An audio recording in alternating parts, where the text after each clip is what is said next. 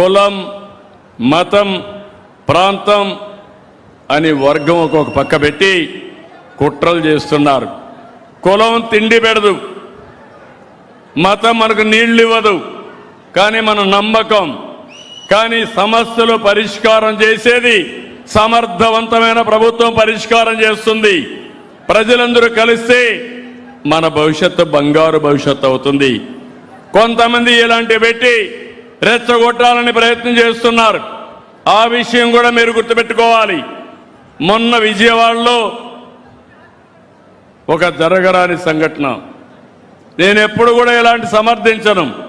జరిగితే దాని కుల రంగు పుంజి పవన్ కళ్యాణ్ గారిని ఇష్టానుసారంగా స్క్రోలింగ్ చేసే పరిస్థితి వస్తారు. అంటే మీ అరాచకానికి అంతు లేదా నేను అడుగుతున్నా. సాక్షాత్తు హోంమంత్రి అనిత, ఒక ఎస్సీ, ఒక దళిత మహిళ, లా అండ్ ఆర్డర్ మెయింటైన్ చేసే ఒక ఆడబిడ్డ. గర్వపడాలి. మన ఇంట్లో ఆడబిడ్డలు ఉంటారు. ఆ అమ్మాయిని గురించి, మేకప్ గురించి మాట్లాడతారా మీరు? ఏమనుకుంటున్నారు? ఎంత గర్వం మీకు? అంటే దిక్కు లేకుండా నీ ఇష్ట ప్రకారం ఆడబిడ్డల్ని అవమానపరిచేట్టుగా మాట్లాడడం, ఇంకొక పక్క ఎక్కడికక్కడ రెచ్చగొట్టడం, ఇంకొక పక్క పోలీసులు నిర్వీర్యం చేసి విధానంతో ముందుకు పోతున్నారు.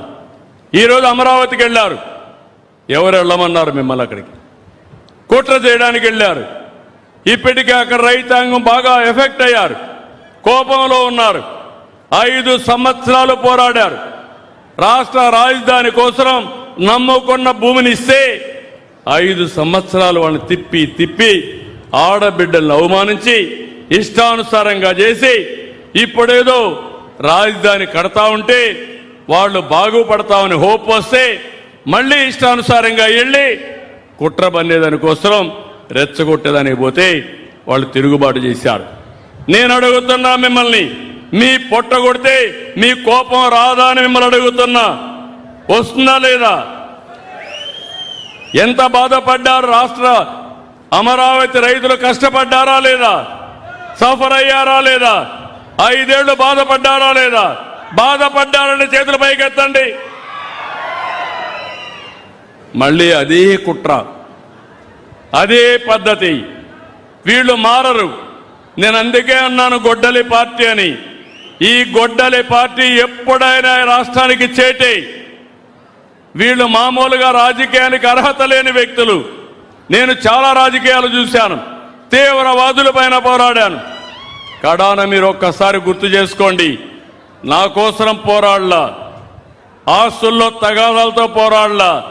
మీ సిద్ధాంతాలు కరెక్ట్ కాదు, దీనివల్ల రాష్ట్రానికి నష్టం, దేశానికి నష్టమని గట్టిగా పోరాడితే 2003లో వెంకటేశ్వర స్వామికి నేను బ్రహ్మోత్సవ సందర్భంలో లాంఛనాలు ఇవ్వడానికి పోతే నా మీదనే 23 క్లేమోర్ మైన్స్ని బ్లాస్ట్ చేశారు. నా కారును కొట్టాయి. సాక్షాత్తు వెంకటేశ్వర స్వామి దిగి నన్ను కాపాడాడు తప్ప, లేకపోతే ప్రాణభిక్ష పెట్టాడు తప్ప